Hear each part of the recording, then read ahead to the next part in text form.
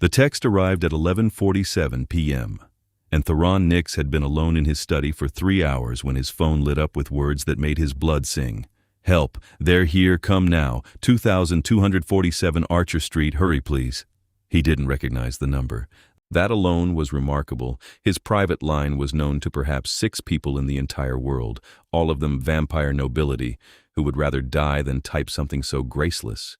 But the panic bleeding through those words was real, and Theron had ruled long enough to know genuine fear when he saw it. He was already moving. The address placed her in the industrial district, where humans didn't venture after dark unless they were running from something or toward something equally dangerous. Theron dissolved into shadow and reformed on Archer Street in less than a minute, his form solidifying in the mouth of an alley across from a crumbling warehouse. His white hair caught the distant streetlight as he scanned the building. 3 heartbeats inside. 1 rapid and frightened, 2 slow and predatory. Not vampire. Human predators then, which were often worse. He crossed the street in silence, his long black coat barely stirring. The warehouse door hung crooked on its hinges. Inside, he heard a woman's voice, steady despite the fear he could smell on her. "I said stay back." Theron stepped through the door and assessed the scene in a heartbeat. A woman with dark blonde hair tied back in a messy ponytail stood in the center of the space, her back to a rusted support beam. She held a piece of broken pipe in both hands like a baseball bat. 2 men flanked her, circling slowly. One held a knife, the other held a phone, filming. "We can do this easy or hard," the one with the knife said. "Boss wants you alive, but he didn't say unmarked." "My brother's coming," the woman said.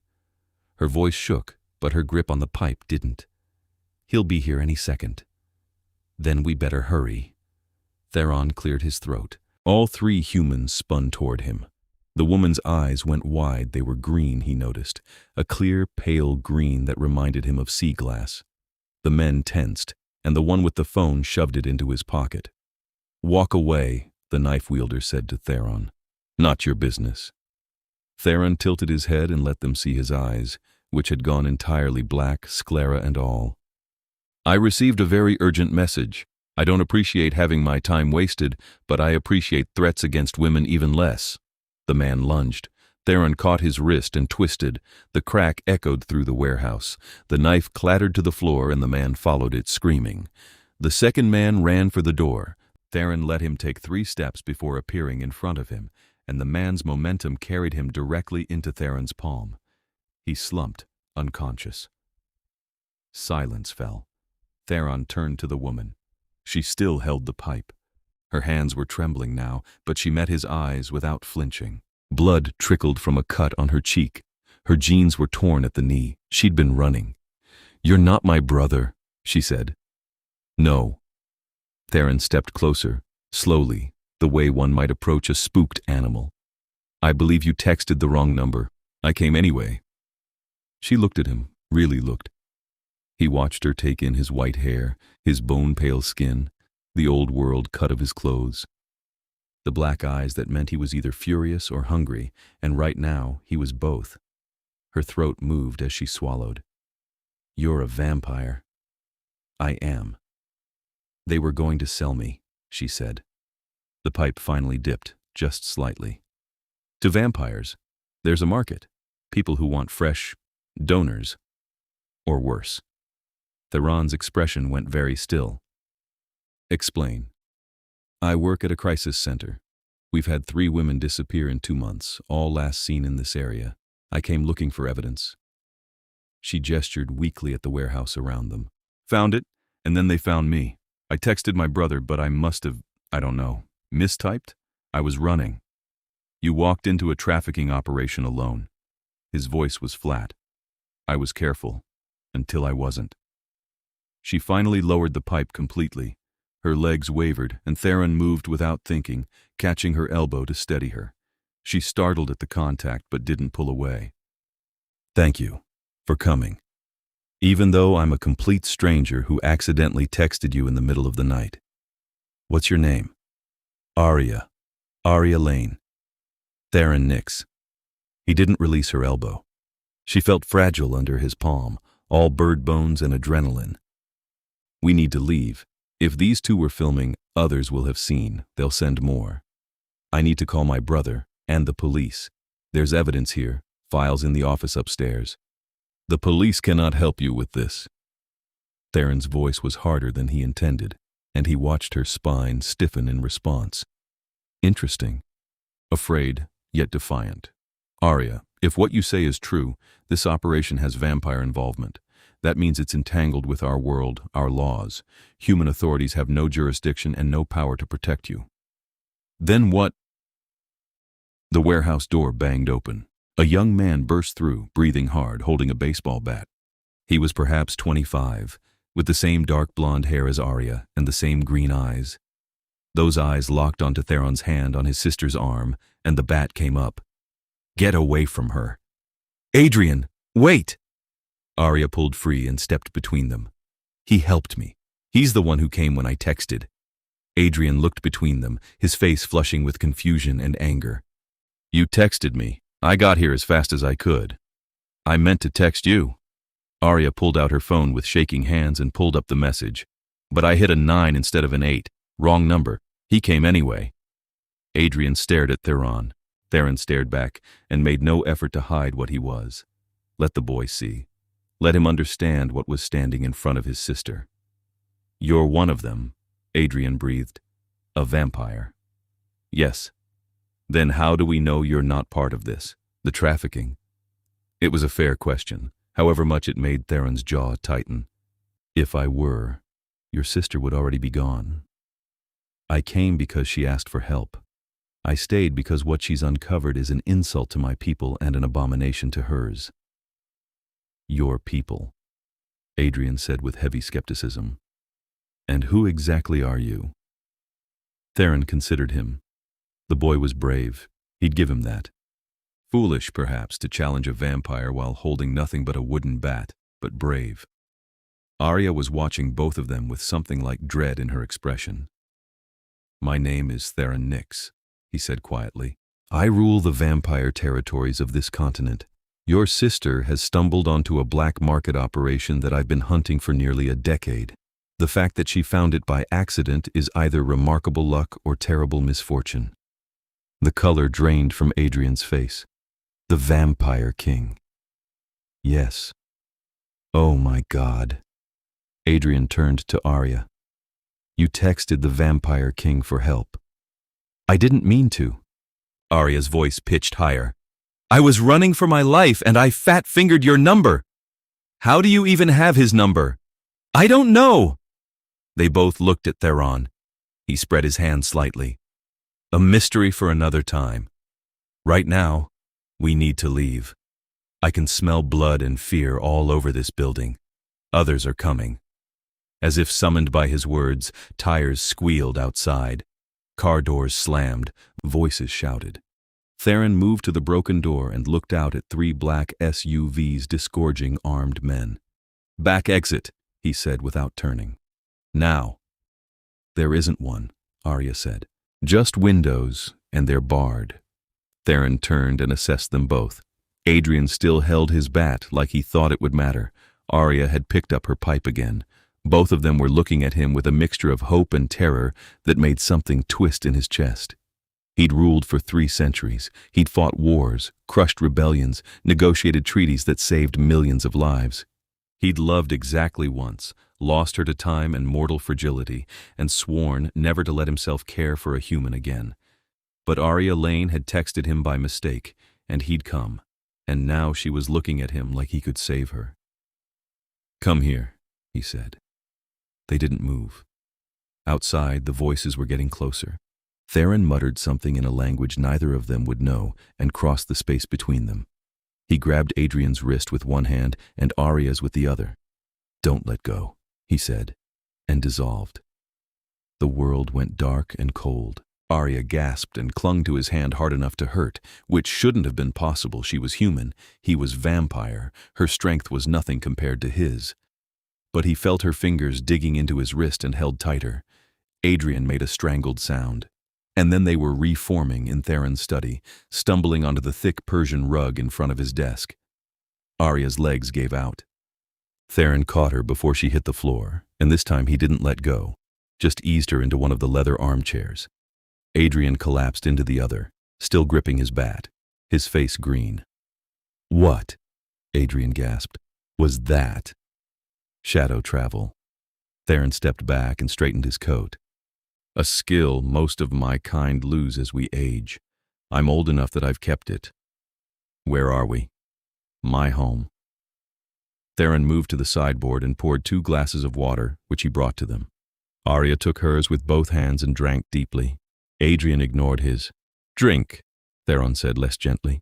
"Shadow travel is disorienting for humans. You need water." Adrian drank, his eyes never leaving Theron's face. Theron returned to his desk and leaned against it, studying them both. Aria had stopped shaking. She looked around his study, taking in the floor-to-ceiling bookshelves, the heavy curtains, the antique furniture that was antique because he'd bought it new 200 years ago. Her gaze caught on the portrait above the fireplace, a pale woman with white hair and red eyes, dressed in the style of the early 19th century. "Who's that?" "My mother. She's been dead a century." Theron folded his arms. "Now, tell me everything you know about this operation. Don't leave anything out." Aria set down her glass. For a moment she just looked at him, and Theron had the distinct sense he was being evaluated. Then she nodded and began to speak. The story came out in careful detail. 3 women missing from the shelter where she worked, all in their 20s, all struggling with addiction or homelessness, all people the system had failed. The police had done nothing, written them off as runaways. So Aria had started looking herself. She'd traced one woman's last known location to the warehouse district, found mentions on dark web forums of a pickup point on Archer Street. She'd gone tonight to take photos, gather evidence. "I didn't plan to be seen," she said. "I was in and out in 10 minutes, but when I was leaving they were there. 2 men. They grabbed me, dragged me inside, said their boss would pay well for someone like me, someone people would miss." "Did you see files? Evidence of the operation's scope?" "I saw a laptop in the upstairs office. And papers, lots of papers. Addresses, I think, and names." Aria's voice dropped. "I recognized one. Sarah Chen. She went missing 5 weeks ago from my center." Theron's eyes narrowed. "Did they say who their boss was?" "No, just that he'd be pleased with me." Aria wrapped her arms around herself. "What happens now? To those women? To the evidence?" "The men I left alive will report to their superiors. The evidence will be moved or destroyed. We've lost the advantage." Theron pushed off the desk and paced to the window, pulling back the heavy curtain to look out at the city lights below. His penthouse sat atop one of the city's oldest buildings, purchased and renovated and secured with every protection his wealth and power could buy. "But we haven't lost the war. You said you recognized names. Can you remember them?" "Some. Maybe half a dozen. That's more than I had yesterday." He turned back to her. "This operation has been a ghost for years. Every time I get close, it vanishes. My people have laws, Aria, strict laws. We do not traffic in humans. We do not take blood without consent. Those who break these laws are executed without trial. But someone has been breaking them, and doing it well enough to evade me." "Why do you care?" Adrian spoke for the first time since they'd arrived, his voice flat with suspicion. "You're a vampire. Why would you care about missing human women?" Theron looked at him, really looked at him, and let the boy see the anger that he usually kept leashed. "Because I am not a monster, because the laws exist for a reason, because every human taken against their will and drained or turned or sold makes it harder for my people to live in peace with yours." He paused. "And because 300 years ago someone I loved was taken by a vampire who thought human lives were his to claim. I was too young and too weak to stop it. I'm not weak anymore." Silence fell. Aria was staring at him with an expression he couldn't quite read. Adrian looked at the floor. "I'm sorry," Adrian said quietly.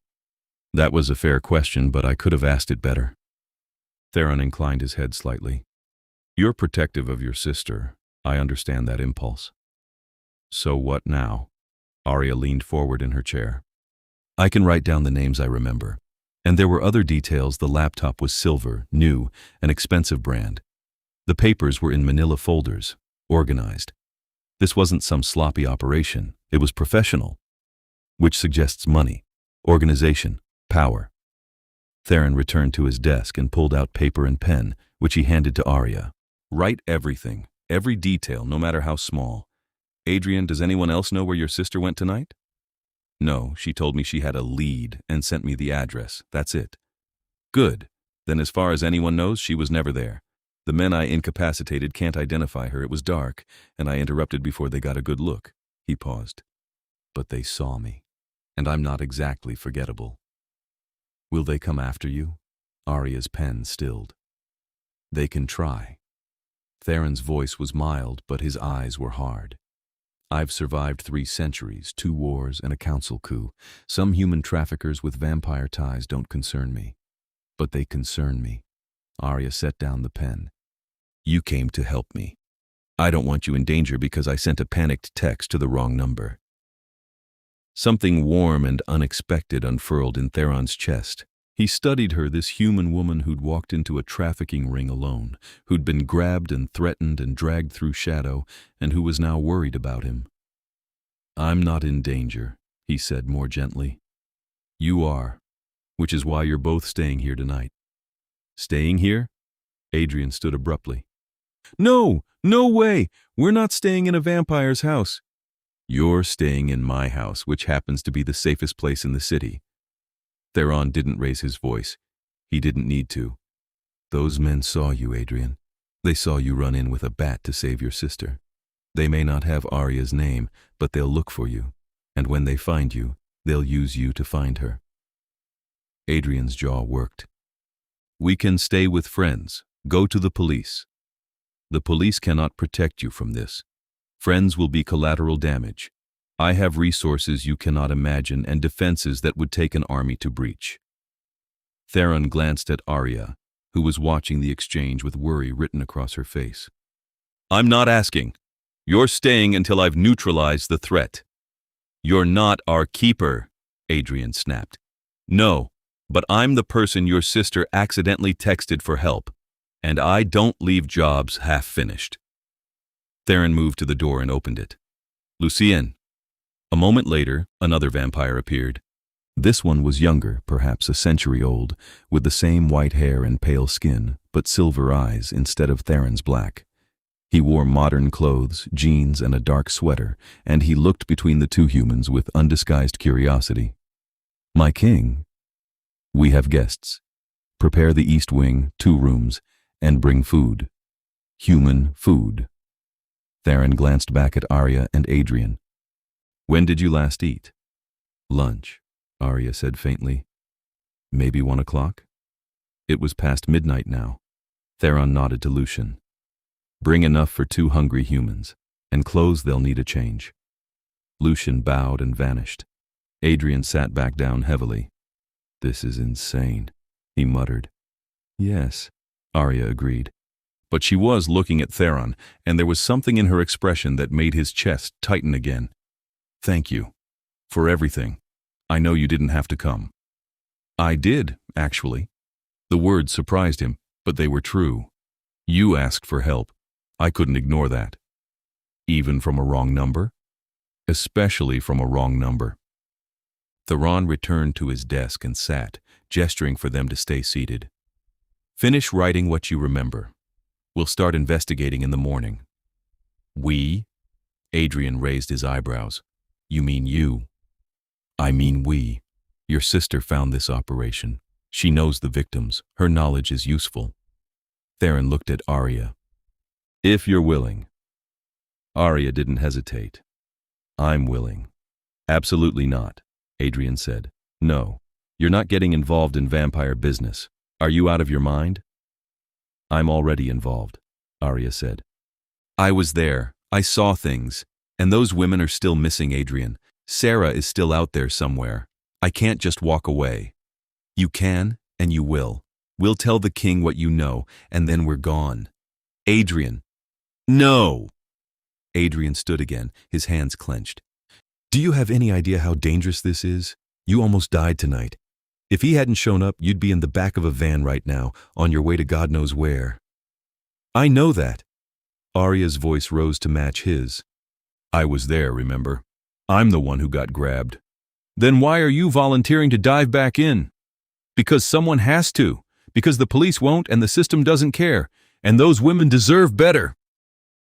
Aria was on her feet now too, her face flushed. I can help. I should help. So I'm going to. Brother and sister stared at each other. Theron watched the exchange with interest. They were close, he realized. The arguing was born from love, not animosity.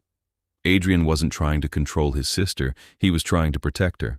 And Aria wasn't being reckless, she was being brave. She'll be safe, Theron said quietly. I give you my word. No harm will come to her while she's under my protection. Adrian turned to him, his eyes blazing. Your word? I don't even know you. Why should I trust a vampire king? You shouldn't. Theron leaned back in his chair. Trust is earned, not given. But consider this. I've had a dozen opportunities to hurt either of you since the moment I arrived at that warehouse. I haven't. I brought you to my home, offered you shelter and food and safety. I'm asking for your sister's help, not demanding it. What would you have me do to prove my intentions? Adrian was quiet for a long moment. Then he sighed and ran a hand through his hair. I don't know. She's my sister. She's all the family I have left. Then we have that in common. Theron glanced at the portrait above the fireplace. Protecting the people we love. I understand that impulse better than you might think. Aria crossed the room and took her brother's hand. I'll be careful, I promise. But I have to do this, Adrian. You know I do. Adrian looked at her, and his expression softened. You're so stubborn. I learned from the best. He pulled her into a hug, fierce and quick. When they separated, he looked at Theron. If anything happens to her, it won't. Theron's voice was iron. You have my word as king. A knock at the door interrupted them. Lucien returned with a silver tray loaded with sandwiches, fruit, cheese, and 2 bottles of water. He set it on the coffee table between the chairs. The rooms are ready, my king, and I've left clothing in each.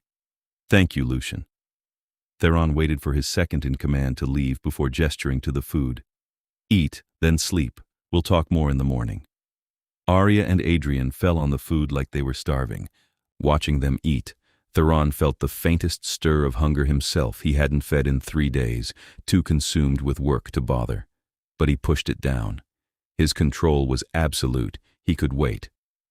Can I ask you something? Aria spoke around a bite of sandwich, then swallowed. Your phone number. How did I even get it? You said only a few people have it. I've been wondering that myself. Theron pulled out his phone and opened the message thread. This number isn't listed anywhere. It's not in any directory, not connected to any account. I use it only for emergencies, and only my inner circle knows it exists. So, how did I get it? That, Theron said slowly, is an excellent question. He typed a quick message to one of his technicians and sent it. The response came back within minutes. Number last dialed from a burner phone, purchased for cash 6 months ago, never used, registered to a fake name, no trace. Theron showed them the screen. Someone gave you my number, deliberately, 6 months ago. Aria's face went pale. That's not possible. I don't know any vampires. I've never even met one before tonight. Are you certain? Yes, I'd remember meeting a vampire. Not if they didn't want you to. Theron set down his phone. We can disguise ourselves, appear human. If someone wanted to plant my number in your phone without you knowing, they could. But why? Adrian demanded. Why would a vampire give Aria a way to contact you? Another excellent question. Theron stood and moved to the window again, his mind racing. Someone had given Aria his number. Someone had put her in position to stumble onto the trafficking ring. Someone had arranged for her to call him when she was in danger. It stank of manipulation. But to what end? We'll investigate that too, he said finally. But right now you both need rest. Lucien will show you to your rooms. As if summoned, Lucien appeared in the doorway. Aria and Adrian followed him, but Aria paused at the threshold and looked back at Theron. Thank you, she said again. Really. I know I keep saying it, but you're welcome. The words felt strange in his mouth. When had he last welcomed anyone? Sleep well, Aria Lane. She smiled, small and tired, and left. Theron stood alone in his study for a long time after they were gone, staring at his phone and thinking about wrong numbers that weren't wrong at all. Morning came late to Theron's penthouse. The curtains were heavy and designed to block all light, a necessity for a vampire who could survive sunlight but found it deeply unpleasant. He woke at 11 to find messages from 3 of his enforcers, all reporting the same thing. The warehouse on Archer Street had been cleared out overnight. No laptop, no files, no evidence.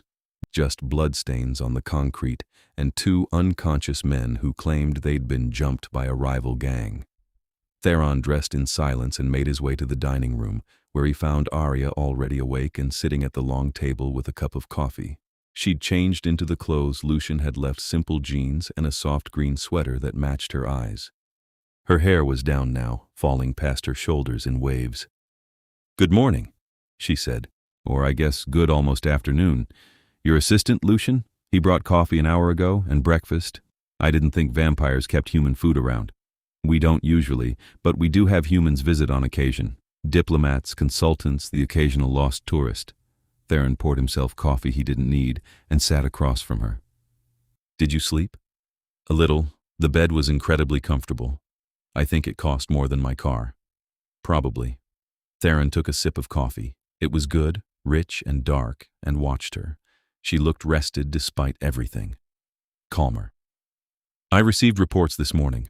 The warehouse has been emptied. No evidence remains." Aria's expression fell. "So we have nothing. We have your memory. The names you wrote down. It's more than nothing." He pulled out his phone and opened a document. "I've had my people cross-reference those names with missing persons reports. 3 are confirmed missing. 2 more were reported, but the cases were closed. 1 has no record at all." "Which means she hasn't been reported." Aria leaned forward. "Or no one noticed she was gone." "Yes." Theron hated that reality, but it was the truth.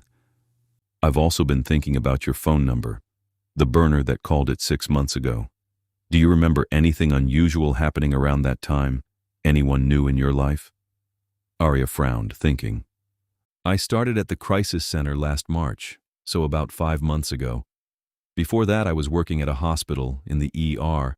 Most of my life is work, honestly. I don't have much of a social life." "No boyfriend? Close friends?" "My brother is my close friend." She said it without self-pity, just fact. "I had a boyfriend last year, but we broke up. I don't really date much. The hours at the center are brutal, and I'm usually exhausted." Theron nodded slowly. "What about the women who went missing? Did you know them well?" "I knew Sarah best. She came in regularly for meals and showers. She was trying to get clean, working with a counselor. She was doing really well." Aria's voice cracked slightly. "She had a little girl, 8 years old, living with Sarah's mom. Sarah was so determined to get her back. And the others? I knew their faces, their names. We'd talked a few times, but Sarah was the one I really knew." Aria wrapped both hands around her coffee mug. "If she's still alive, we have to find her. She's been gone 5 weeks. If they're using her for blood, then she's likely still alive. Vampires who keep humans for blood usually keep them healthy. It's the ones who are sold to be turned that are in immediate danger." "Turned?" Aria looked up sharply. "I thought you said vampires have laws against that." "We do. Turning a human without their informed, enthusiastic consent is punishable by execution. But there's a black market for unwilling turns, humans who are turned and then conditioned, broken, made into servants." Theron's voice was cold. "It's slavery, and it's the greatest crime in our culture. But it still happens. Yes, in the shadows where I can't see it, yet." He set down his coffee. "Which is why your help matters, Aria. You found this operation by accident. You might be able to find it again." "How?" "By doing what you were already doing. Looking for missing people, asking questions. The crisis center gives you access to a population that's vulnerable and often overlooked. If we can trace more disappearances, find a pattern, we can predict where they'll strike next." Aria was quiet for a moment. "You want to use me as bait?" "No." Theron's response was immediate and sharp. "Absolutely not. I want to use your knowledge and your access. But you will never be bait. I won't allow it. You won't allow it? She raised an eyebrow. I'm not yours to allow or forbid, Theron. No, but you're under my protection, which means I decide what risks are acceptable. He saw her bristle and added more gently, I'm not trying to control you, Aria. I'm trying to keep you alive. There's a difference. Is there? But she didn't sound angry, just curious. You're used to giving orders and having them followed. I am. It's part of being king. Theron leaned back in his chair. But I'm not a tyrant. I listen to counsel. I change my mind when presented with better information, and I recognize when I'm working with someone intelligent enough to have valuable opinions, which you clearly are. Flattery? Fact. He held her gaze. You infiltrated a trafficking ring by yourself, gathered intelligence, and escaped with your life. That takes brains and courage. I respect both. A flush colored her cheeks. I mostly just panicked and ran. And texted for help, and fought back when cornered. Don't diminish what you did, Aria. It was impressive. The flush deepened. Theron found himself fascinated by the play of color across her skin. Vampires didn't blush. Their blood didn't move that way. It was such a human thing, so vulnerable and honest. So, what's the plan? She asked, clearly changing the subject. I go back to work and keep my eyes open? Essentially, but you won't be alone. I'll have people watching you. Vampire people? Some vampire, some human. I employ both. You won't see them, but they'll be there. Theron paused. And I'll want regular reports. You'll text me daily with updates. To your secret private number that somehow ended up in my phone? Yes, since it's there anyway, we might as well use it. He allowed himself a small smile. Though perhaps check the digits before you press send this time. Aria laughed, surprised and genuine. The sound did something strange to Theron's chest. I'll do my best. Where's Adrian? Still asleep. Humans need more rest than we do, and he had a traumatic night. He's going to hate this plan, me going back to work, pretending everything is normal. Probably. Theron finished his coffee. But he'll accept it if you're determined. He loves you. That means he'll support you even when he disagrees. You sound like you have experience with stubborn family members. I had a sister once, Katerina. She was headstrong and brilliant and utterly impossible to control. Theron's voice softened with memory. She became a diplomat against my wishes, negotiated the treaty that ended the Western wars. She was killed by an assassin 3 days after the ink dried. I'm so sorry. Aria reached across the table and touched his hand, just briefly. Her fingers were warm. That must have been devastating. It was 200 years ago. I've had time to grieve. But the touch lingered on his skin, and Theron found himself looking at her hand, wondering what it would feel like to take it properly, to hold it. She would have liked you, I think. You have her courage. I'm not brave. I'm just stubborn. They're often the same thing. Theron stood. Come, I'll show you the rest of the house, and then we'll discuss security protocols. He spent the next hour giving Aria a tour of his home. The penthouse occupied the entire top floor of the building, 10,000 square feet of old-world luxury mixed with modern security. She marveled at the library, ran her fingers over the spines of books in languages that hadn't been spoken in centuries. She studied the artwork on the walls, portraits of vampires long dead, and landscapes from places that had been swallowed by cities. How old are you? She asked as they stood in the gallery overlooking the city. 312 years. I was turned in 1714. That's, Aria shook her head. I can't even imagine. All the things you've seen, all the history. Most of it was boring. Theron stood beside her, looking out at the modern skyline. People think immortality is glamorous. Mostly it's repetitive. The same conflicts, the same mistakes, over and over. But you've stayed interested. You still care? I've stayed committed. Whether I still care in the way you mean. He paused. I care about justice, about protecting my people and the humans who share this world with us. Whether that's the same as caring about life itself, I'm not certain. Aria turned to look at him. That sounds lonely. It is. The admission surprised him. He never spoke about this, not even to Lucienne. But something about Aria invited honesty. When you live as long as I have, everyone becomes temporary. You learn not to get attached. Is that why you've stayed single?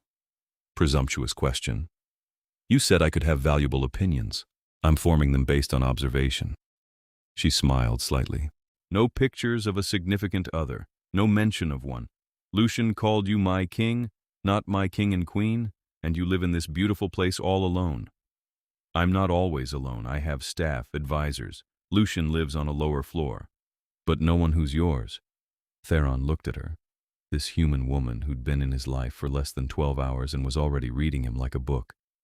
No. No one who's mine. Why not? Because everyone dies, Aria. Or they leave. Or they change into someone unrecognizable while I stay exactly the same. He turned away from the window. I loved someone once. A human woman. I was young, barely 50 years turned. I thought love would be enough. It wasn't. She aged while I didn't. She grew resentful. She left me for a human man who could give her children and a normal life. She died 30 years later, and I didn't even know until her granddaughter told me. I'm sorry, Aria said softly. Don't be. It taught me a valuable lesson. Love between vampires and humans is always doomed. One of you dies, the other is left behind. It's not fair to either party. What about turning them, making them immortal too? That has its own problems. What if they grow to hate what they've become? What if they blame you? What if the person they are as a vampire is nothing like the person they were as a human? Theron shook his head. The turn changes people, Aria. Sometimes subtly, sometimes drastically. You're taking an enormous risk. But people do it. I've read about it. Vampires with human partners who turn them. Some do. The ones who are braver than I am. Or more foolish. He started walking again, leading her toward the east wing. Regardless, it's not an issue for me. I don't form attachments anymore. That sounds like a lonely way to live. It's a safe way to live. They reached her room, a guest suite decorated in blues and silvers. This is yours for as long as you're staying. There's a bathroom through that door, and the closet has more clothes if you need them. Aria stepped inside and looked around. This is beautiful. Thank you. You're welcome. Theron lingered in the doorway. Aria, I need you to understand something. The people we're dealing with, they're dangerous. They've evaded me for years. They have resources and connections. If they realize you're helping me, they'll come for you. I know. I'm not sure you do. They won't just kill you. They'll use you as leverage against me. They'll hurt you to send a message. He stopped, surprised by the intensity of his own reaction. You need to be careful, more careful than you've ever been in your life. I will be. She met his eyes. I trust you to keep me safe. You shouldn't. You barely know me. I know you came when I called for help. I know you could have left me there, or hurt me yourself, or done 100 terrible things. But you didn't. You brought me somewhere safe. You're feeding me and sheltering me and treating me like a person, not a problem. Aria stepped closer. That tells me everything I need to know about who you are, Theron Nyx. She was standing very close now, close enough that he could hear her heartbeat, smell the soap she'd used that morning, see the faint freckles across her nose. Close enough that he could reach out and touch her if he wanted to. He stepped back instead. Get some rest, he said, more brusquely than he intended. I'll have Lucienne bring lunch in an hour. He left before she could respond, before he could do something foolish like stay. Adrian woke shortly after noon and joined them for lunch in the dining room. He was quieter than the night before, watching Theron with wary eyes as they ate. Theron explained the plan. Aria would return to work, continue her normal routine, but with protection. Adrian would do the same, though Theron suspected the young man would prove less valuable as an intelligence source. I don't like it, Adrian said flatly. You're putting my sister in danger. Your sister put herself in danger the moment she walked into that warehouse, Theron replied. I'm trying to keep her alive long enough to finish what she started. By using her as a spy? By using her knowledge and access to find victims before they disappear permanently. Theron set down his fork.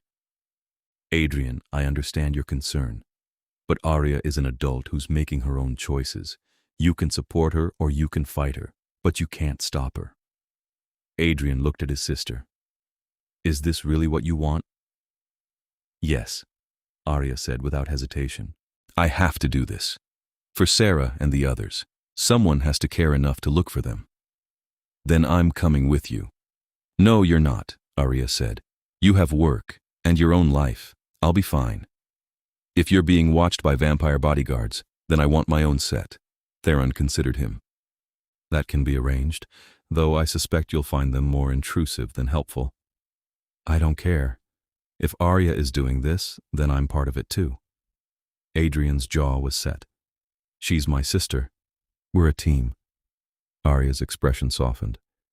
Okay, we're a team. They spent the rest of the afternoon going over details. Theron assigned 2 of his most experienced operatives to watch Aria, a vampire named Soren, who could pass for human, and a human woman named Maya, who worked undercover regularly. For Adrian, he assigned a single vampire named Cade, who was young enough to blend into human society easily. They'll stay out of sight unless you need them, Theron explained. But if you're ever in danger, they'll intervene, and you'll both check in with me daily, morning and evening. That's a lot of checking in, Adrian observed. It's a lot of danger. Theron met his eyes. Humor me. That evening, he had Lucian drive them home, Adrian to his apartment across town, Aria to her small place near the crisis center. Theron accompanied them himself, unable to shake the feeling that letting Aria out of his sight was a mistake. Her apartment was on the 3rd floor of an old building, a 1-bedroom that was clean but sparse. She unlocked the door and flipped on the lights, revealing second-hand furniture and walls covered with photos and notes. It's not much, she said, dropping her keys on the counter. But it's home. Theron walked through the space, checking windows and locks with a professional eye. The security is terrible. No deadbolt, no chain, windows that open from the outside. It's a safe neighborhood. There's no such thing. He made a mental note to have his people install better locks tomorrow. Pack a bag. Essentials for a few days. You're staying with me until I've upgraded your security. I can't impose like that. You're not imposing. I'm insisting. He turned to face her. Aria, I'm serious. Until this place is properly secured, you're not safe here. She looked like she wanted to argue, but something in his expression stopped her. Fine. A few days. But then I'm coming back home. Agreed. She disappeared into the bedroom to pack. Theron stood in her small living room, studying the photos on the wall. Most were of her and Adrian at various ages in various places. A few showed an older couple who must have been their parents. One photo caught his attention. Aria in a graduation gown, beaming at the camera, a diploma in her hands. Social work degree, she said from behind him. He turned to find her holding a duffel bag. Graduated 4 years ago. I wanted to help people. You do help people? Not enough. She moved to stand beside him, looking at the photo. My parents died when I was 22. Car accident. Adrian was 17, still in high school. I became his guardian, worked 2 jobs to keep us afloat, finished my degree online. By the time I graduated, I was so tired I could barely think. But I wanted to make them proud. I'm sure they would be. I hope so. She smiled, sad and sweet. They were good people. They taught us to care about others, to stand up when we saw injustice. I think they'd understand why I'm doing this. Theron wanted to touch her. The impulse was sudden and powerful to reach out and tuck that loose strand of hair behind her ear, to cup her cheek, to pull her close and promise that he'd keep her safe no matter what it cost him. Instead, he stepped back and picked up her bag. Let's go. Lucian is waiting. They drove back to his building in silence. Aria watched the city pass by her window, and Theron watched her, thinking about courage and loneliness and wrong numbers that might have been fate. The days that followed fell into a rhythm. Aria returned to the crisis center, working her usual shifts, talking to clients and watching for anything unusual. Theron buried himself in research, cross-referencing missing persons reports with known vampire trafficking patterns. They texted daily short updates at first, then longer conversations that had nothing to do with the investigation. "How was your day?" she sent one evening. "Tedious. Lots of paperwork. Vampire bureaucracy is endless. Yours? Exhausting. We had a rush at the center, 20 people for dinner, and we only had food for 15. But we made it work. You always make it work, don't you?" "I try. That's all any of us can do." He found himself thinking about her at odd moments, wondering if she'd eaten lunch, if she was warm enough the weather had turned cold, if she was safe. Soren reported back that she was careful, watchful, smart. Maya said Aria had started asking subtle questions of her clients, gathering information without raising suspicion.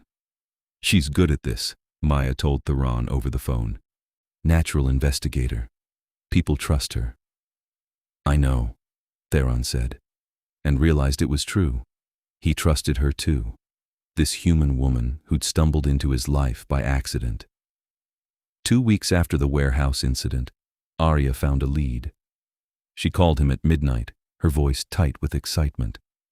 "I think I found something. Can I come over?" "Now?" "Yes, it's important. I'll send Lucienne to get you."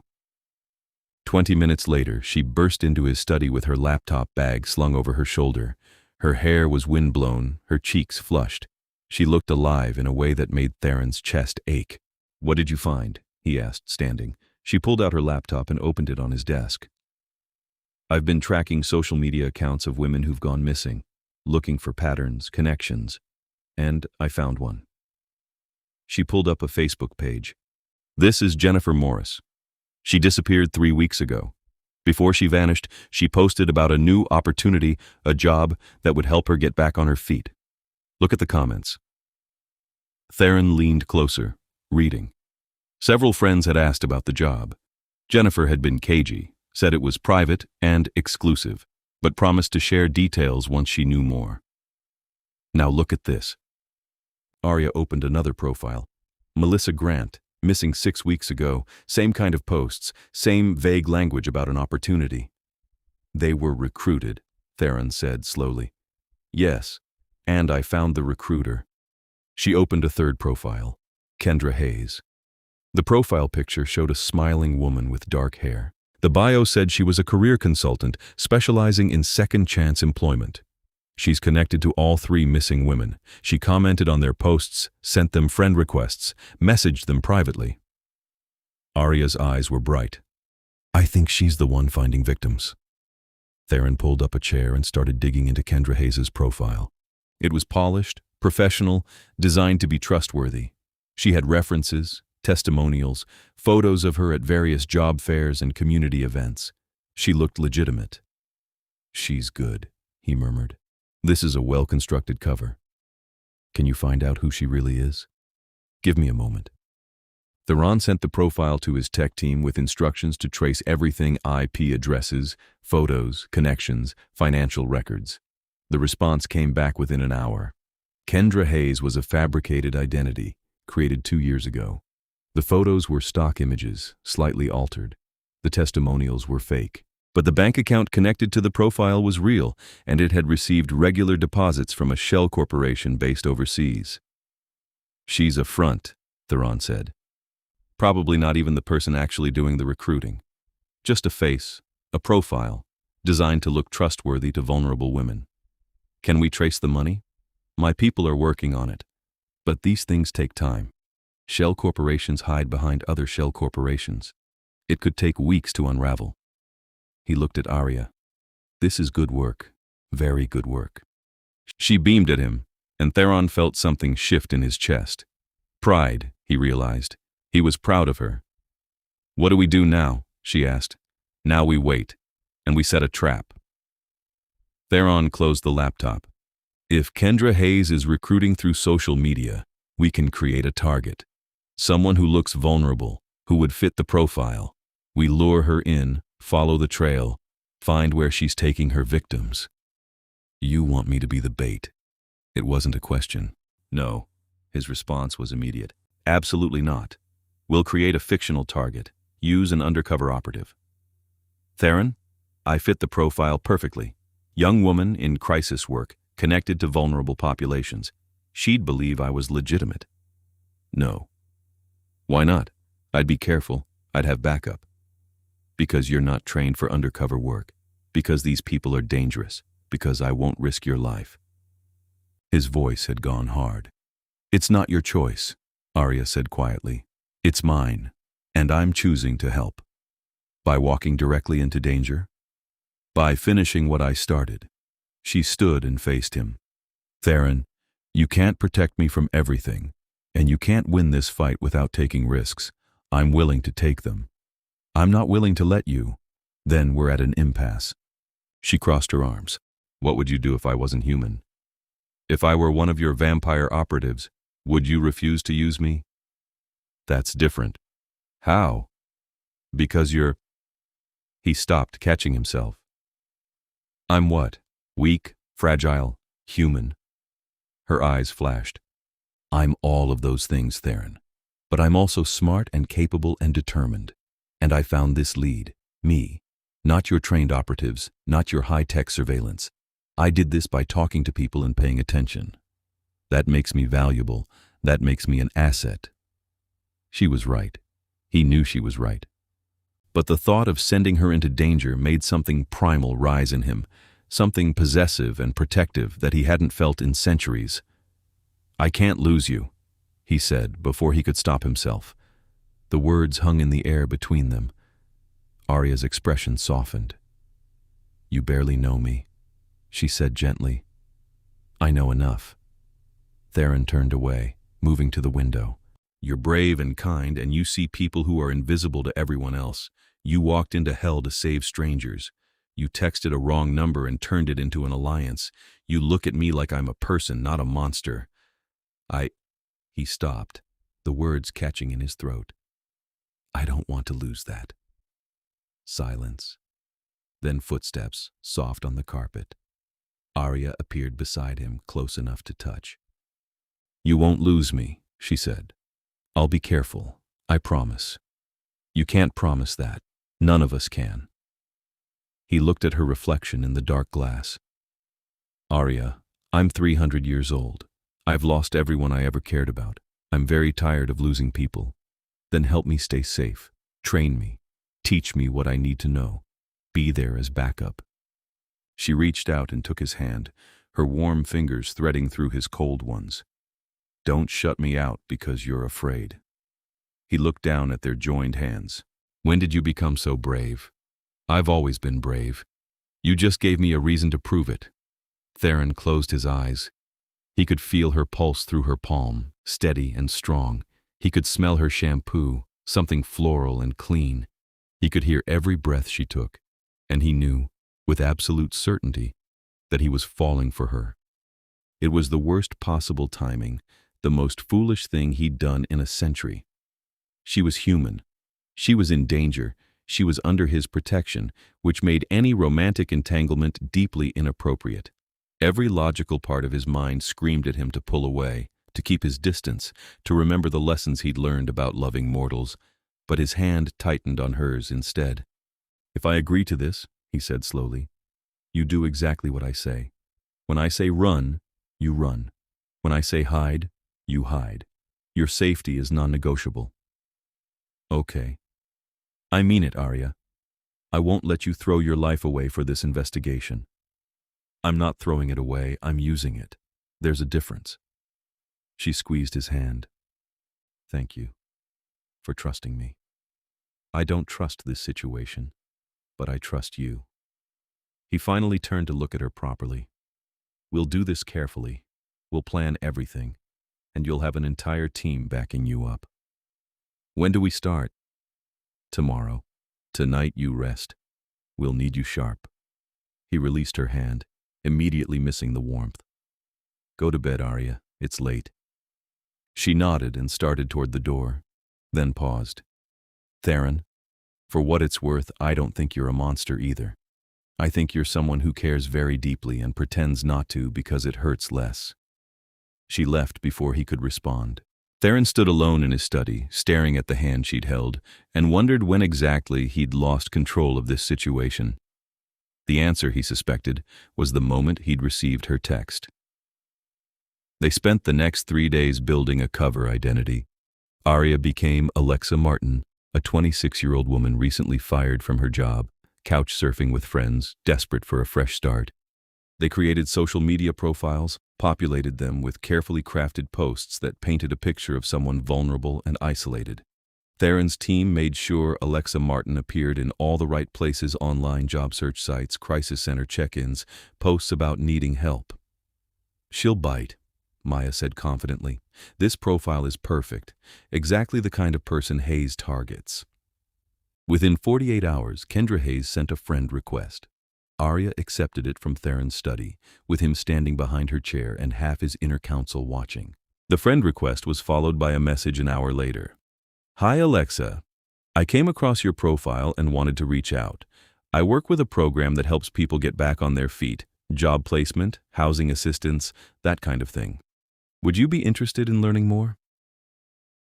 "She's smooth," Adrian said from where he sat on the couch. He'd insisted on being present for this part. "That sounds completely legitimate." "That's the point," Theron said. "Respond, but be cautious. Make her work for it." Aria typed, "That sounds great, but I've been burned before. How do I know this is real?" The response came quickly. "Totally understand. We work with vulnerable populations, so trust is everything. I'd love to meet in person and show you what we do. Coffee sometime this week." "She wants to meet," Aria said. "Of course she does. She needs to assess you in person, make sure you're really who you claim to be." Theron leaned closer, reading the message. "Tell her you're interested but nervous. Suggest a public place." Aria typed, "Okay, maybe. Can we meet somewhere public? There's a cafe near the crisis center I like." "Perfect. How about Thursday at 2 p.m., the cafe on 5th and Main?" "That's the one I actually go to," Aria said. "She's done her research." "Good. That means she believes you." Theron straightened. "Except, we'll have people in place." Thursday arrived with autumn rain. Theron spent the morning personally overseeing security arrangements. Maya would be in the cafe posing as a customer. Soren would be outside, watching the street. Cade and 2 other vampires would be positioned in nearby buildings. Theron himself would be in a van half a block away, listening through the wire Aria would wear. "This is a lot of firepower for a coffee date," Aria observed as Maya fitted the small microphone inside Aria's collar. "These people have evaded me for years," Theron said. "I'm not taking chances." Aria was dressed simply jeans, a worn jacket, practical shoes she could run in if needed. She looked exactly like someone struggling, someone desperate enough to take a risk on a stranger's offer. But her eyes were bright with determination. "Remember the script," Maya said. "Seem interested but hesitant. Ask questions. Let her do most of the talking. The goal is to get information where the program is, who runs it, how it works." "I remember." Aria took a breath. "I'm ready." Theron wanted to pull her aside, to tell her she didn't have to do this, that they could find another way. But he'd made a promise to trust her, and he meant to keep it. "Be careful," was all he said. She gave him a small smile. "Always." He watched her walk into the cafe through the van's monitoring equipment. She ordered coffee, sat at a corner table, and waited. Kendra Hayes arrived exactly on time, except the woman who walked through the door looked nothing like her profile picture. This woman was older, harder, with bleached blonde hair and sharp eyes that scanned the cafe before settling on Aria. "That's not the woman from the profile," Theron said into his comm. "Catfish," Maya replied quietly. "She's using fake photos online." The woman approached Aria's table. "Alexa, I'm Kendra. So good to meet you in person." The audio feed crackled to life. Theron listened as Kendra launched into her pitch. She represented a program that helped women in crisis get back on their feet, provided housing and job training and support. It sounded wonderful. It sounded legitimate. "The thing is," Kendra said, "we work with some very private donors, people who prefer to help anonymously. So we keep a low profile. We don't advertise. We don't have a big online presence. We rely on word of mouth and personal referrals." "That makes sense," Aria said. Where is the program located? We have a residential facility outside the city. Beautiful place, very peaceful. Women stay there while they complete job training. Room and board provided, all expenses covered. Most of our participants complete the program in 6 months and leave with a new job and fresh start. That sounds amazing. What's the catch? Kendra laughed. No catch. Just a commitment to the program. You'd need to stay on site for the full 6 months, really focus on the work. No outside contact during the first month. We find it helps people break negative patterns. Theron's hands clenched. No outside contact. Isolation. Classic control tactics. That's a little intense, Aria said slowly. A whole month without talking to my family? I know it sounds strict, but it really works. Our success rate is incredible. Almost every woman who completes the program goes on to have a much better life. Kendra leaned forward. Alexa, I can see you're struggling. I can help you, but you have to trust me. Can I see the facility first, before I commit? Absolutely. In fact, we're having an open house this weekend. You could come out, meet some of the current participants, see the grounds. Would that help? Yes, that would help a lot. They exchanged numbers. Kendra gave Aria an address rural, an hour outside the city. She promised to text with more details. They said their goodbyes, and Kendra left. Aria sat at the table for another 5 minutes, finishing her coffee, before walking out. She headed down the street toward the van, and Theron met her at the door. You did well, he said as she climbed inside. She's good. If I didn't know better, I'd believe her. Aria pulled off the wire. The isolation is the red flag. No contact for a month? That's how you disappear people. Agreed. Theron was already pulling up maps on his tablet. The address she gave you, it's a real location. Large property, private, registered to another shell corporation. So we go this weekend. We surveil this weekend. You're not walking into that facility. Theron. No. His voice was iron. You've done your part. You made contact, got the location. Now my people take over. Aria looked like she wanted to argue, but something in his expression stopped her. Fine, but I want updates, every step of the way. You'll have them. He reached out and tucked a strand of damp hair behind her ear before he could stop himself. The gesture was intimate, familiar, and he saw her eyes widen slightly. You were very brave today. I was terrified, she admitted. But I didn't want to let you down. You couldn't. The words came out rougher than he intended. Aria, you... His phone buzzed. He glanced at it and swore softly. We have a problem. What kind of problem? Soren just spotted 2 vampires watching the cafe, not ours, unknown. Theron was already moving, opening the van door. They might have been watching Hayes, or you. We need to get you somewhere safe. They drove back to his building with Soren and Maya flanking them. Theron kept watch through the rear window but saw no sign of pursuit. Still, his instincts screamed danger. Back in his penthouse, he called an emergency meeting. His inner council gathered in the study, Lucienne, Maya, Soren, and 3 others he trusted absolutely. Adrian arrived minutes later looking panicked. What happened? Adrian demanded. Is Aria okay? She's fine. She's in her room resting. Theron stood at the window, looking out at the city. But we have complications. Unknown vampires are watching Hayes, which means someone in the vampire community knows about the trafficking operation, and they're either running it or investigating it. Could they be from another territory? Lucian asked. Possible. But this is my territory. No foreign vampires should be operating here without my knowledge. Theron turned to face the room.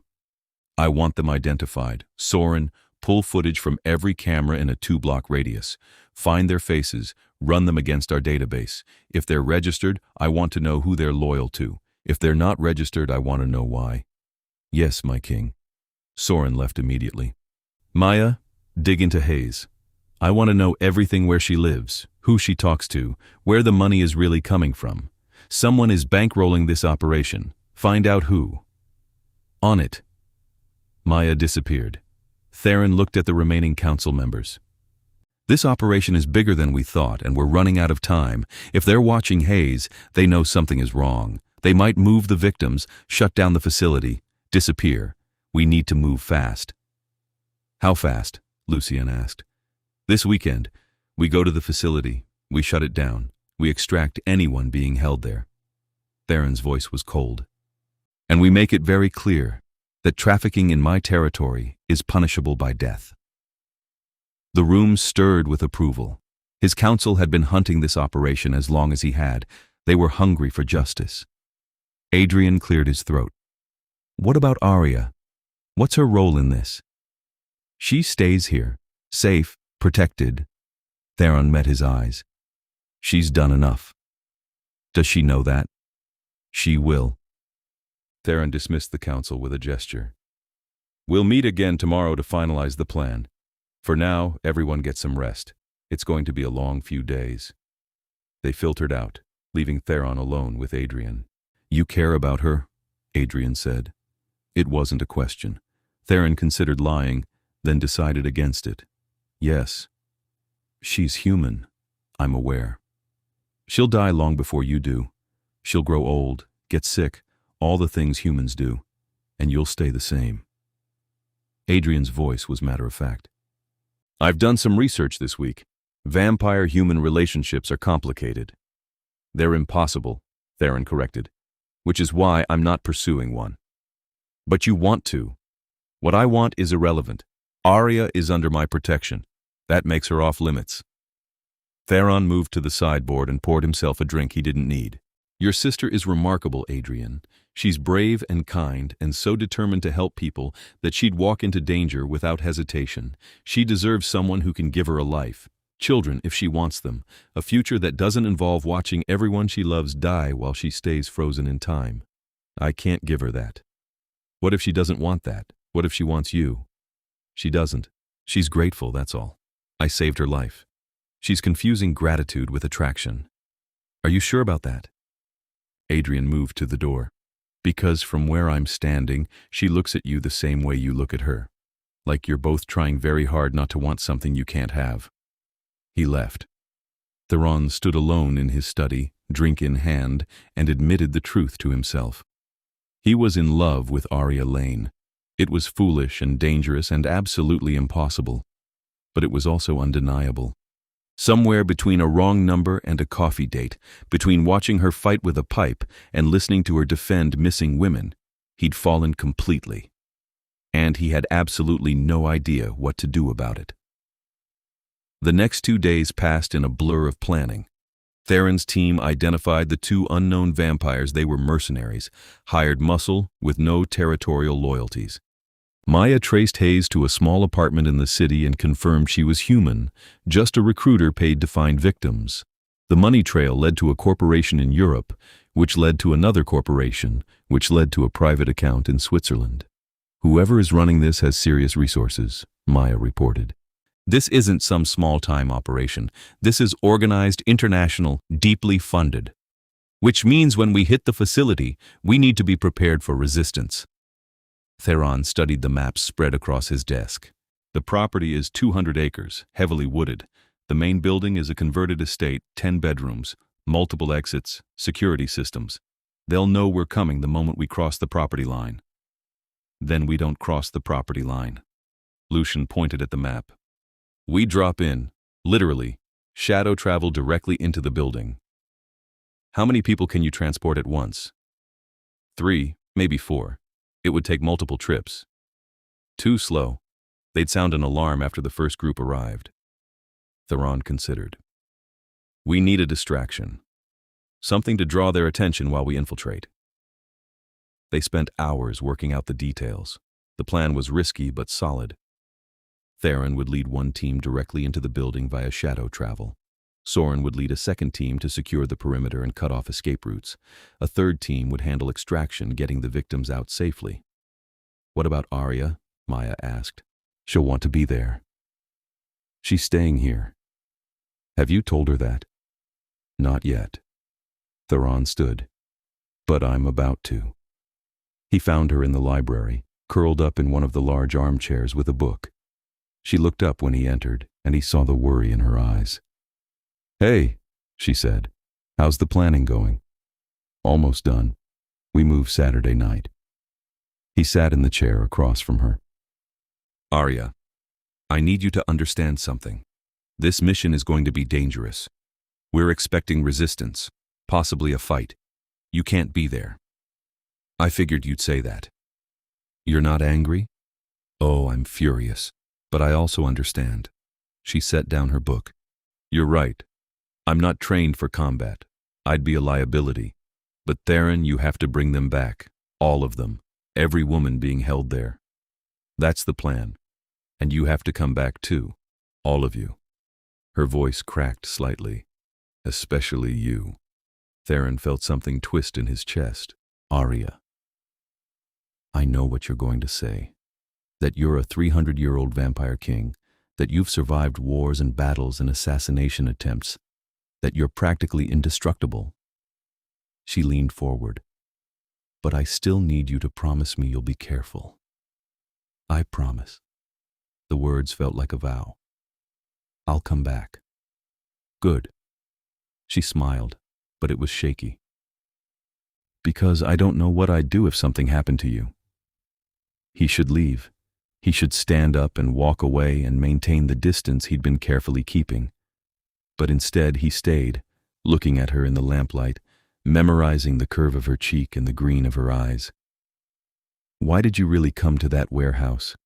she asked quietly. "When you got my text, you didn't know me. You could have ignored it." "I've been asking myself the same question." Theron leaned back. I think I was lonely. I'd been alone in that study for hours, doing paperwork, managing a kingdom that mostly runs itself, and then my phone lit up with someone asking for help, someone who needed me. I couldn't ignore that."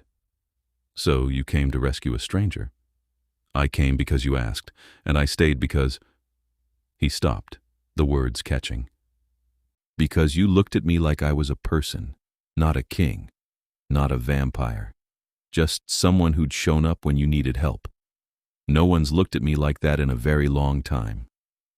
Aria set down her book and moved to kneel in front of his chair.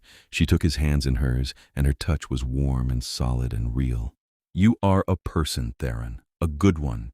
You care so much even though you pretend not to. You built an entire plan around saving women you've never met. You're protecting me and my brother even though we're strangers who disrupted your life. That's not a monster. That's a hero." "I'm not a hero. I'm just someone who shows up when people need help. Someone who keeps his promises. Someone who cares." She squeezed his hands. "That's heroic enough for me."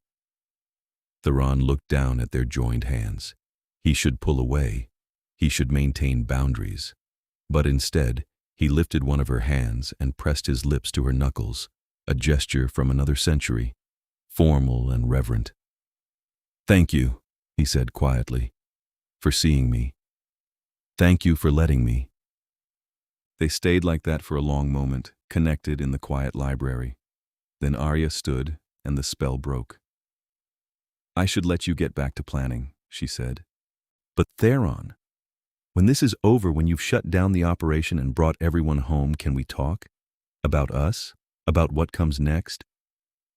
His heart, which hadn't beat on its own in 3 centuries, seemed to stutter. "There's an us?" "I think so, if you want there to be." She smiled, soft and shy. "I know the timing is terrible. I know there are a million reasons it's a bad idea. But I like you, Theron Nyx. And I think you like me too. So when this is over, maybe we can figure out what that means." She left before he could respond. Theron sat alone in the library, staring at the hand she'd held, and felt something he hadn't felt in centuries: hope. Saturday arrived with cold wind and clear skies. Theron spent the day in final preparations, reviewing the plan with his teams, checking equipment, making sure everyone knew their role. As the sun set, his forces gathered 20 vampires, all experienced fighters, all loyal to him absolutely. Aria and Adrian watched from the penthouse as Theron briefed his people in the large garage below. Through the security feed, they could see him moving among his soldiers, checking weapons and giving orders. He's different when he's in command. Adrian observed. More intense, more himself, Aria finished. This is who he really is. A king, a leader, someone people follow. Do you really care about him? Or is this just, I don't know, adrenaline? Proximity? Aria considered the question honestly. I care about him. Really care. He's smart and kind and so careful with people even when he's pretending not to be.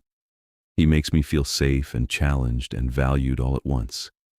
And when he looks at me, I feel seen, Adrian said quietly. You feel seen. Yeah, Aria smiled. I do. He could hurt you, not on purpose, but Aria, he's immortal. You're not. How does that work? I don't know, but I want to find out. She turned from the screen.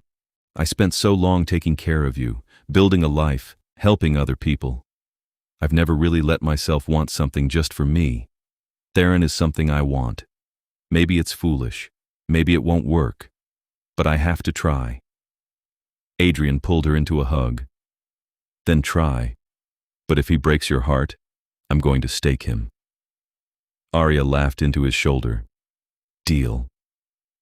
Below, Theron finished his briefing and looked up at the camera. He couldn't see her, but Aria felt his gaze anyway, felt the weight of his attention and his care. Come back to me, she thought. As if he'd heard, Theron nodded once, then turned and led his people out into the night. The facility sat in darkness, surrounded by forest. Theron materialized at the tree line with Lucian and 3 others, assessing the building through night vision scopes. Lights burned in several windows. 2 guards patrolled the perimeter, both human, both armed. Soren, report, Theron said into his comm. Perimeter secured. We've got eyes on 6 guards outside, possibly more inside. No sign of the vampires yet. They're inside, Theron said with certainty. Probably in the basement, away from windows. Lucian, ready? Ready, my king. They shadow-traveled into the building, reforming in a dark hallway on the 2nd floor. The smell hit Theron immediately: blood, fear, unwashed bodies. His jaw tightened as he moved toward the nearest door and opened it. A woman lay on a cot inside, pale and thin, an IV in her arm. She was unconscious, drained nearly to death. Theron checked her pulse, faint but present. We've got victims, he said into the comm. 2nd floor, multiple rooms. Begin extraction. They moved methodically through the building, finding 15 women in various stages of unconsciousness. Some had been there weeks, others months. All were being drained regularly, kept alive but helpless. It made Theron's blood boil. Who's running this operation? He demanded of the first guard they captured. Who pays you? The guard spat blood. I don't know. We get orders by phone. Money's deposited electronically. I've never seen the boss. Who's in the basement? The feeders. 3 of them. They're not human. Vampires. Yeah. The guard looked terrified. They said anyone who crosses them dies. They were right. Theron handed him off to Maya. Get him out of here, and make sure he faces human justice for his part in this. They fought their way to the basement. The 3 vampires were old enough to be dangerous, young enough to be stupid. They fought viciously, desperately, but they were outnumbered and outmatched. Within 10 minutes, all 3 were subdued and bound with silver. Who's your master? Theron demanded, standing over the eldest. Who runs this operation? Go to hell. Theron's eyes went completely black. I've been there. It's boring. Answer the question or I'll make your eternity a lot shorter. You can't touch us, the vampire gasped. We have protection, diplomatic immunity. You're nothing. Theron's voice was ice. Trafficking is punishable by death. No immunity saves you from that. Last chance. Who's your master? The vampire laughed, bloody and broken. You think you've won? This is one facility. One. There are a dozen others across the continent, hundreds of humans processed every year. You've barely scratched the surface. Theron's expression didn't change, but inside fury roared. Give me names. Why? So you can hunt them down? Good luck with that, my king. This operation has protectors, powerful ones, vampires who think the old ways were better. Who remember when humans were cattle and we were gods. He spat blood. You can't stop all of us. Watch me. Theron straightened. Take them. They'll stand trial before the council, and then they'll be executed. Make sure it's public. His people hauled the prisoners away. Theron stood in the basement, surrounded by the evidence of months of suffering, and felt the full weight of his failure. He'd known about the trafficking for years. He'd hunted it, investigated it, committed resources to stopping it. But he'd never found it, never gotten close, until Aria had stumbled into it by accident. My king! Lucien appeared at his side. All victims are extracted. Medical teams are standing by. Soren found the laptop files, records, names. Maya is securing the evidence. Good. Theron looked around the basement one last time. Burn it. All of it. I want nothing left. Understood. They left the facility in flames, the fire bright against the night sky. Theron stood in the forest and watched it burn, thinking about justice and revenge and the women who'd been saved tonight. His phone buzzed. A text from Aria. Please tell me you're okay. He typed back. We're all fine. Coming home. We got them out. All of them. All 15. They're being taken to a secure medical facility. You can see them tomorrow. Thank you. God, Theron, thank you. You're the one who found them. This is your victory, Aria. Ours. This is ours. Theron stared at that word, ours. Like they were a team. Like they were partners. Like they were something more. Let's go home, he said to Lucien. They shadow-traveled back to the city as dawn began to break. Theron's people dispersed to their homes and posts, exhausted but victorious. He made his way to the penthouse alone, his coat smelling of smoke and blood, his body aching from the fight. Aria was waiting in his study. She must have fallen asleep in the chair because she startled when he opened the door, her eyes flying open. You're back. She was on her feet in an instant, crossing the room. You're okay? I'm fine, a little tired, but fine. He let her look him over, let her check for injuries she wouldn't find. It's over, Aria. The facility is gone. The traffickers are captured. The women are safe. Sarah? Was she? I don't know. I didn't recognize any of them, and they were all unconscious, but we're having them identified now. I'll know by this afternoon. He moved to the sideboard and poured water with shaking hands. The adrenaline was fading, leaving him hollowed out. Aria took the glass from him and set it down, then took his hands in hers. Sit. You look like you're about to fall over. He let her guide him to the couch. She sat beside him, close enough that he could feel her warmth.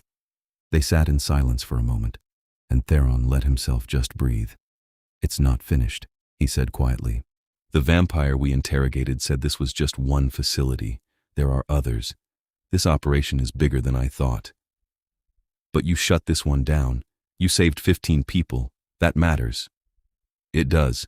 But there are hundreds more out there, Aria. Hundreds of people being drained and sold and used. And I've been hunting this for years without making a dent. He looked at her. Until you found it by accident.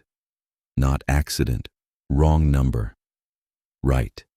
He almost smiled. That wrong number might have been the luckiest thing that ever happened to me. Why? Because it brought you into my life.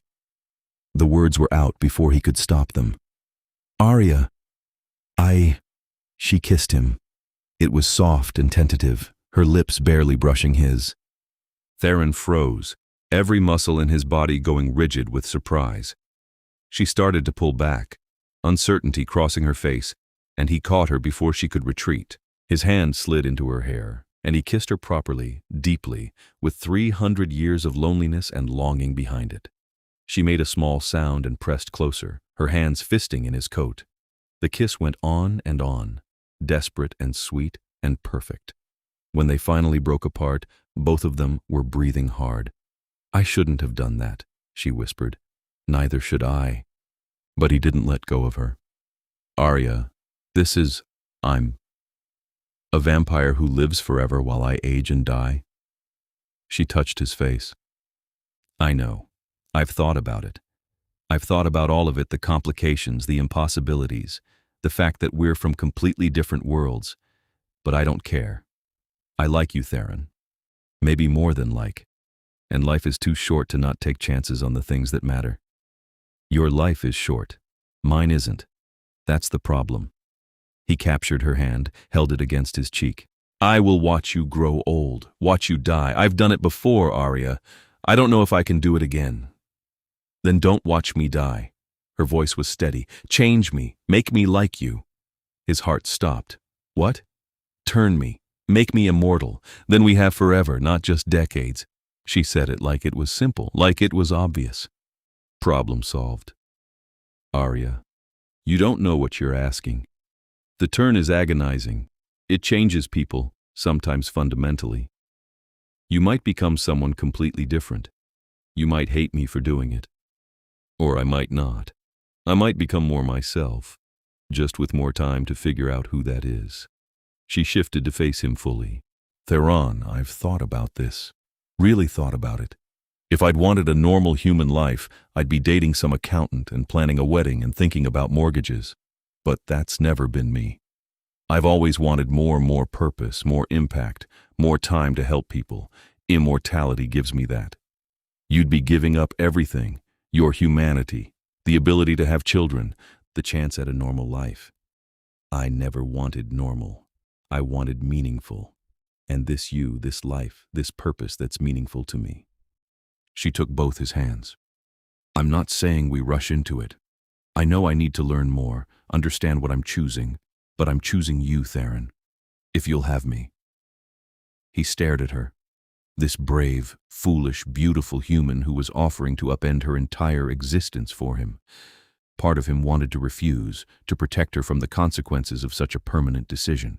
But a larger part, the part that had been lonely for 2 centuries, the part that saw her and understood her and loved her, wanted to say yes. I'd have you, he said roughly. God, Aria, I'd have you for eternity if you'd let me. Then let me. Teach me about your world. Introduce me to your people. Let me decide if this is really what I want, and if it is, when it is, turn me. She leaned forward and kissed him again, soft and sure. I've never been more certain of anything in my life. Theron pulled her close and buried his face in her hair, breathing in her scent, feeling her heartbeat against his chest. I'll show you everything. I'll make sure you understand the cost. And if you still want this, if you still want me, then yes, I'll turn you. They stayed like that until the sun was fully up, holding each other in the quiet study, neither wanting to let go. The next 3 months were a blur of investigation and discovery. Theron's people used the evidence from the facility to trace the operation further, uncovering 2 more locations and shutting them down. 30 more women were rescued, including Sarah Chen, who was reunited with her daughter and mother in a tearful scene that made even Lucian's eyes damp. Aria visited the survivors, brought them resources, helped them rebuild their lives. Many of them remembered her from the crisis center, and they trusted her in a way they didn't trust other counselors. She became the bridge between Theron's world and theirs, translating between vampire justice and human needs. And slowly, carefully, Theron introduced her to his world. She met his council, who regarded her with curiosity and respect. She learned about vampire history, politics, laws. She visited the underground courts where vampire society gathered, saw the mix of old-world elegance and modern adaptation. She learned to identify different vampire bloodlines by sight, to understand the complex web of alliances and rivalries. It's like a whole hidden world, she said one night, standing in Theron's arms on the balcony, right beneath the surface of the human one. It is. And if you join us, you'll be part of both. You'll be able to move between them in ways most vampires can't. He kissed her temple. You'll be valuable, Aria. Not just to me, but to everyone. A bridge. Is that the only reason you want me? No. He turned her to face him. I want you because I love you. Because you make me remember what it is to care about someone more than myself. Because you're brave and kind, and you see the best in people, even when they can't see it themselves. Because when I think about the next century, I can't imagine it without you. Tears shimmered in her eyes. I love you too. So much. I didn't think I could fall this hard, this fast, But you're everything I didn't know I needed."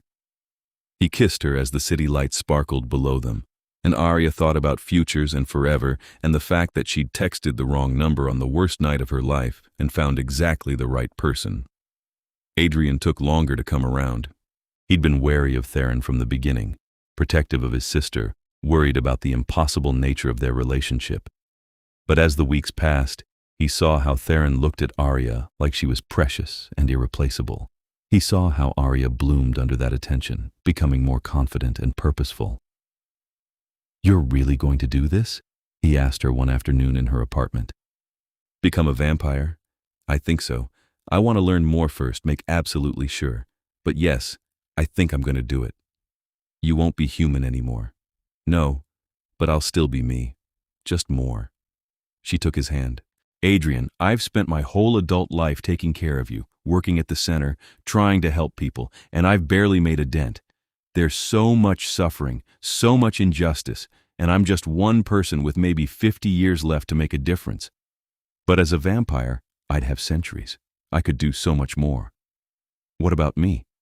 What happens to your human brother when you're immortal?" Aria's face fell. I don't know. I haven't figured that part out yet." "I have." Adrian squeezed her hand. "If you do this, I want you to turn me too." "What? If you're going to live forever, I don't want to be left behind. We've always been a team, Aria. I don't want that to change just because you're a vampire." He smiled crookedly. "Besides, someone needs to keep an eye on you. Make sure you don't do anything too reckless with your new immortal powers." "Adrian, are you serious?" "Completely. I've been thinking about it for weeks. And yeah, it's scary, but so is watching my sister walk away into a world I can't follow." He pulled her into a hug. "We're family. We stick together, even if that means becoming creatures of the night." Aria laughed through her tears. "Theron is going to have opinions about this. Let him. I'll just remind him that he gets you for eternity because I'm willing to come along for the ride." When Aria told Theron about Adrian's decision, he was quiet for a long moment.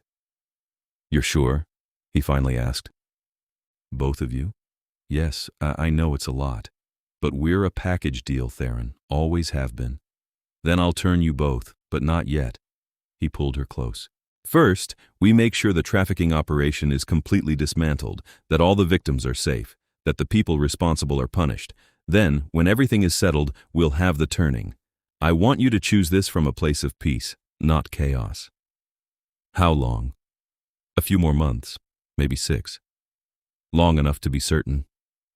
He kissed her forehead. "I've waited 3 centuries for you, Aria Lane.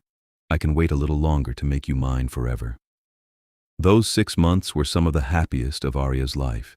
She divided her time between the crisis center and Theron's world, learning and growing and falling deeper in love.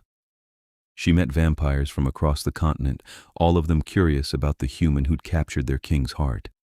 Some were skeptical, some were welcoming, but all of them respected the way Theron looked at her like she was the center of his universe. The trafficking operation was fully dismantled, its leaders executed, its victims rescued and compensated. Theron implemented new laws, stricter punishments, better oversight. The black market still existed, it always would, but it was smaller, more careful, more afraid. "You did this," Aria told him one night. "You made the world safer." "We did this. You found them, remember?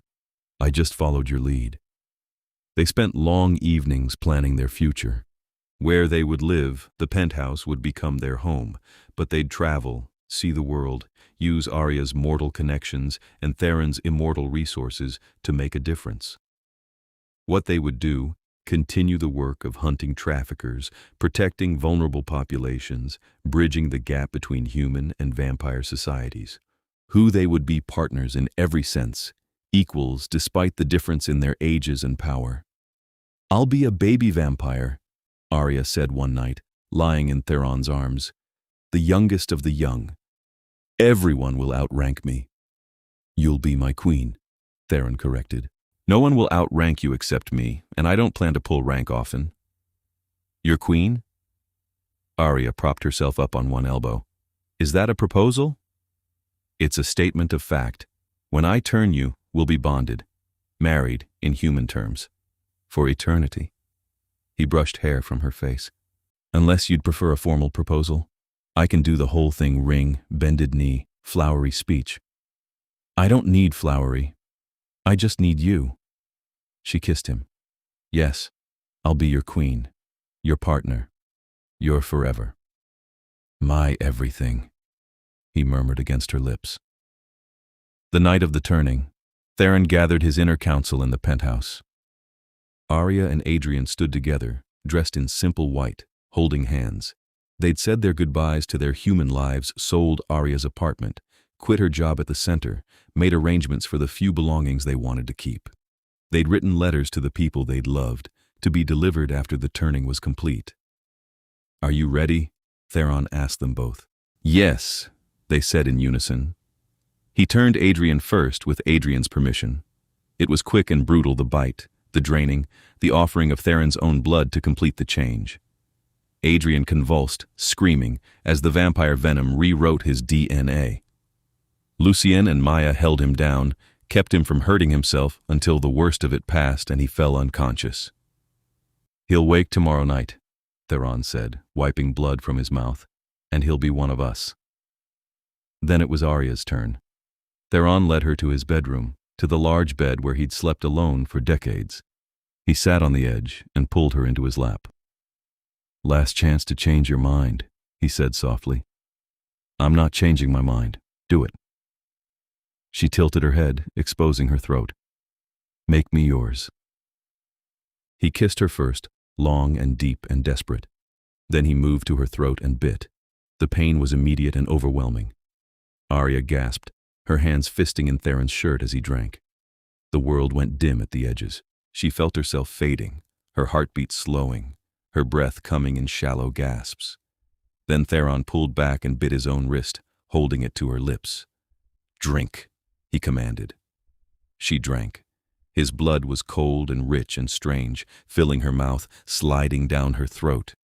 Heat followed it, burning through her veins, setting every nerve on fire. She screamed and clutched at him, and he held her through it, murmuring reassurances she couldn't hear over the roar in her head. The pain went on forever. Her body was breaking down and rebuilding, cell by cell, transforming from human to vampire. Bones lengthened, senses sharpened.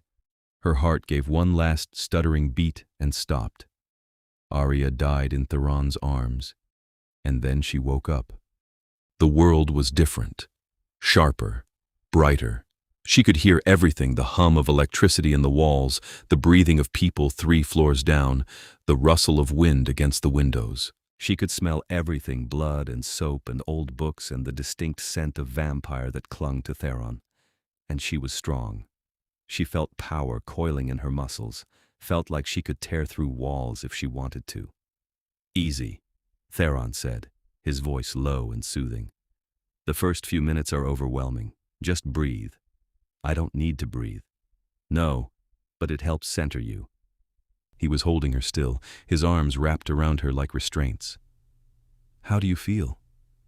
Like myself, but more. She turned her head and looked at him, seeing him with new eyes. He was still beautiful, still pale and regal and perfect, but now she could see the age in him, the weight of centuries, the power that hummed beneath his skin. You're magnificent. So are you. He touched her face gently. Your eyes, they're red.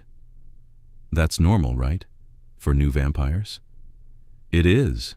They'll fade to their permanent color over the next few weeks. He kissed her, soft and careful. Welcome to eternity, Aria Nyx. Nyx? I get your last name? You're my wife now, my queen. Of course you get my name. He stood and pulled her to her feet. Come, let me show you what you've become. He led her to a full-length mirror, and Aria stared at her reflection. She looked the same face, same hair, same body, but her skin was paler, luminous. Her eyes were crimson, and there was something in her expression, something ancient and knowing that hadn't been there before. I'm beautiful, she whispered. You always were. Now the world can see it properly. Theron stood behind her, his hands on her shoulders. You'll need to feed soon. The hunger will hit hard your first night. We have donors waiting humans who've consented to feed vampires. You'll learn control quickly. What about Adrian? He'll wake tomorrow. We'll guide him through it together. Theron turned her to face him. Aria, are you happy? Do you regret this? She kissed him, fierce and joyful. I've never been happier. I feel like I've been waiting my whole life to become this, to become yours. You've always been mine, from the moment I got your text. He smiled, and it was the warmest expression she'd ever seen on his face. My wrong number, my miracle, my queen. They spent the night teaching her to feed, to control her strength, to navigate her new senses. When Adrian woke the following night, Aria was there to guide him through it, and Theron watched with something like contentment as the two siblings adjusted to their new existence together. Over the following weeks, Aria and Adrian learned to be vampires. They trained with Theron's people, studied vampire history and law, practiced fighting and shadow travel, and all the skills they'd need to survive in their new world, and slowly they found their place. Aria became Theron's queen in truth, sitting beside him in council meetings, weighing in on decisions, using her human perspective to shape vampire policy. She became known as the Bridge, the vampire who understood both worlds, who could negotiate between them, who made both sides better. Adrian found his calling as well, joining the enforcement division that hunted traffickers and protected vulnerable humans. He was fierce and dedicated, and Theron came to rely on him as both soldier and friend. And Theron himself changed. He smiled more, laughed more, let himself care openly about the people around him. Aria had thawed something in him that had been frozen for centuries, and he was grateful for it every single night. 1 year after the turning, they held a formal ceremony in the vampire court, officially recognizing Aria as queen and Adrian as part of Theron's bloodline. Hundreds of vampires attended, along with human allies and friends. It was a celebration of union, of family, of the strange and wonderful way a wrong number had brought them all together. Speech, Lucian called as the ceremony wound down. The king should give a speech. Theron stood, pulling Aria up with him. They faced the assembled crowd, hand in hand. "A year ago," Theron began, "I was alone. I'd been alone for so long I'd forgotten what it meant to have someone. And then I received a text from a wrong number. A woman in trouble, asking for help. I could have ignored it. I could have dismissed it as a mistake. But I didn't. I went. And that decision changed everything." He looked at Aria, his expression soft. She was brave and kind and so determined to save people that she walked into danger without hesitation. She found an operation I'd been hunting for years. She solved a mystery that had eluded me. And then she offered to stay, to help, to risk herself for strangers she'd never met. How could I not fall in love with that? Aria blushed, even though vampires didn't blush easily. Theron squeezed her hand. "This past year I've learned what it means to have a partner, an equal, someone who challenges me and supports me and makes me better. Aria has given me purpose beyond duty, joy beyond survival. She's given me a future I actually want to see." He raised their joined hands. "To my queen, my wrong number, my everything." The crowd erupted in applause. Aria pulled him down and kissed him, ignoring the cheers and wolf whistles. "I love you," she murmured against his lips. "I love you more," he replied. "Impossible. I've loved you since the moment you appeared in that warehouse looking like avenging justice. I've loved you since you threatened to hit me with that pipe. I didn't threaten you. You looked like you wanted to." He grinned, and she laughed, and they kissed again as their people celebrated around them. Later that night, back in their penthouse, Theron and Aria stood on the balcony looking out at the city. Adrian had left with friends to explore the vampire nightlife, leaving them alone. "Happy?" Theron asked, wrapping his arms around her from behind. Deliriously. Aria leaned back against him. "I have forever with you. I have work that matters. I have a family and a community and a purpose. What more could I want? Nothing. We have everything." He kissed her neck, right where he'd bitten her a year ago. "Though I've been thinking maybe we could do more." "More what?" "More good. We shut down one trafficking operation, but there are others. And trafficking is just one problem. There are so many vulnerable people who fall through the cracks, Aria. Humans who need help, vampires who need guidance.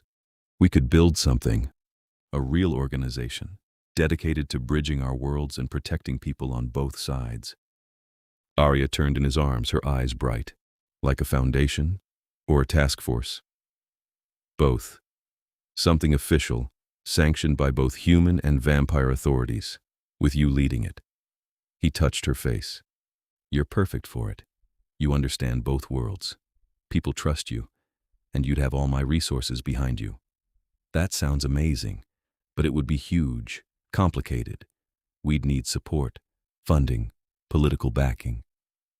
So we'll get it. We have time, Aria. Centuries to build something that lasts. He smiled. What do you say? Want to save the world with me? Always. She kissed him, soft and sweet. I'd do anything with you, even the impossible. Then let's start tomorrow. Tonight, I just want to be with my wife. He swept her into his arms and carried her inside, and Aria thought about how a single text to a wrong number had given her everything: love, purpose, family, eternity. She'd been looking for her brother that night. She'd been terrified and desperate and alone, and she'd found a king, a partner, a future beyond anything she'd imagined. Sometimes she thought, as Theron laid her on their bed and kissed her like she was precious, wrong numbers were the most right things in the world.